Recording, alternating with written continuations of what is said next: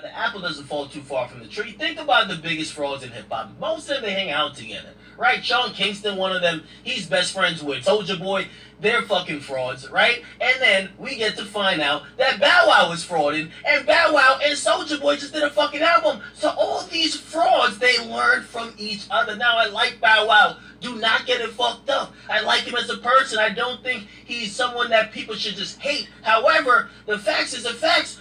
Bow Wow has been frauding, and I went back into his history, and I realized that Bow Wow might have been frauding longer than Soulja Boy. Now, I'm going to paint the picture for y'all, but let's start at the most recent incident, right? We got Bow Wow, who gets on the gram, and I don't know what the fuck possessed this motherfucker, but he puts up a picture of a motherfucking private jet, a Mercedes Sprinter, a S-Class Mercedes, right? And he captioned it by saying, "Travel Day. New York City press run for grown-up hip-hop. Let's go! I promise to bring y'all the hottest show ever, May 25th on VTV." Now, this is all good and well. Except, he did not get on a fucking private jet. He was in economy class on United Airlines. Yes, Bow Wow could have possibly been dragged off the fucking plane. Now, somebody that was sitting behind him said, "What the fuck? I'm looking at his Instagram. He says he's on a jet, but he's on the fucking plane with me." So they took a picture of him, captioned it by saying, "So this guy, little Bow Wow, is on my flight to New York." But on Instagram, they posted a picture of a private jet caption, "Traveling to New York today?"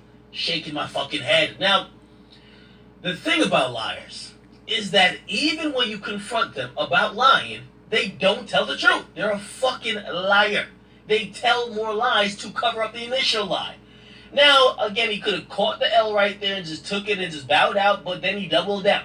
He said on Instagram, he said, "Yo, niggas so dumb. Niggas take an old picture to say where I was and wasn't. Who do that? Y'all better stop playing with me. Ha ha ha ha. Niggas retarded. Catch me at Teterboro tomorrow going back home. Half y'all broke motherfuckers still can't afford a buddy pass on Spirit Airlines. Stay out the big boy lane." People. He's doubling down. He said the picture that homie took was old. And let's give him the benefit of the doubt. Let's say it was old. Now, someone else exposed him. They exposed this motherfucker that the picture he posted was not, listen, his picture wasn't old. His picture wasn't current. His picture wasn't even fucking his. The picture he posted actually belonged to the Fort Lauderdale VIP Transportation Company, a company that rents all these things, including the fucking private jet. That's a stock photo. That's a fucking stock photo, not live. It's a stock photo that they advertise to their customers. So basically, that nigga did not hit the Clearport. He ain't go hit the motherfucking private jet. He hit Google for the picture. Okay? Now, that's as sad as it could possibly get. Because everybody's roasting him now, and of course, I know he ain't broke. But why the fuck do you need to let people think you're living a larger lifestyle than you actually are? Now, the problem with most of these people who do a lot of fraudery, and I want to say Sean Kingston, Big Draco, and of course, Shad Moss, they've all fell off as rappers. So they ain't getting millions no more from rapping, okay? Actually, maybe Bow Wow's getting from residual money. Actually, Soulja Boy's probably denying it too, but like, they're not living a lifestyle like they're making $10 million a year. They're living probably a modest lifestyle. If they've invested well, they could live well. However, these motherfuckers want you to believe they getting 10, 20 million. They want you to think that they living like Drake and they living like The Weeknd and Justin. No, nigga. That's the problem.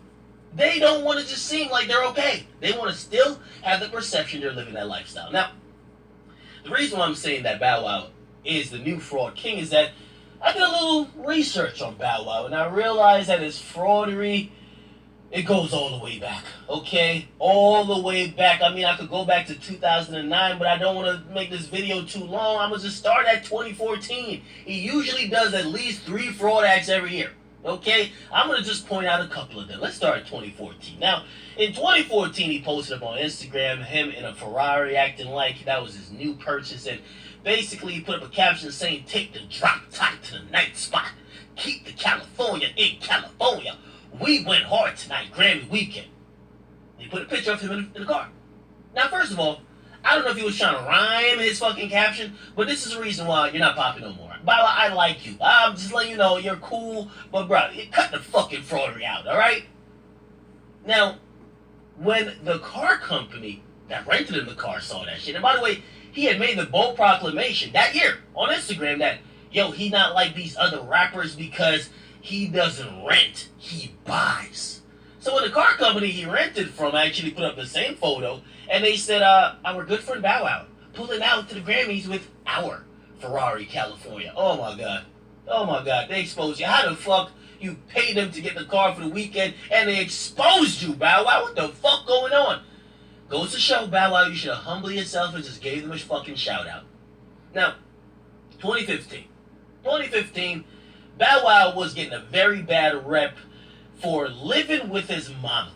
Okay? Now, of course, sensible people realize that he bought the house that him and his mom lived in. However, because of his public statement saying he lived in the basement, he let her have the rest of the house, people thought it was kind of bummish that he lived with his mom. I thought it was kind of cool because, yo, it's your mom, right? But people thought it was bummish. Now, when he got with Erica Mena, a lot of jokes flew around talking about their fucking in mama's basement. Now, what he actually did is say that he got a new fucking mansion. Now, he put up a picture of him being in a new crib, and he was flexing like he bought an 8-bedroom Hollywood Hills mansion next to the likes of Diddy and Jimmy Iovine. And he wrote this caption. Just listen to the caption. Listen. When you move next to Diddy and Jimmy Iovine, and your realtor leaves this as a gift, I'm like, damn! This is how they do it? $1,500 bottles of Cristal? Damn, as a closing gift, just know this made me work harder. And just know this ain't one of them Hollywood Hills homes these guys rent during the weekends. I waited years for this. I worked hard for this. The world is up for grabs. How bad you want it. Let this motivate my young homies. I am not these other guys. Turns out he was right. He ain't like these other guys. He's a fucking fraud. Okay? He's frauded. Now, it was later exposed that he was actually renting the crib for $12,000 a month, and to me, that's very impressive, but why lie to say you fucking owned it, right? He even put other comical captions of him in the crib talking about when they confuse your home with the hotel lobby, just know it took more than rap to be here. Really, nigga? Really?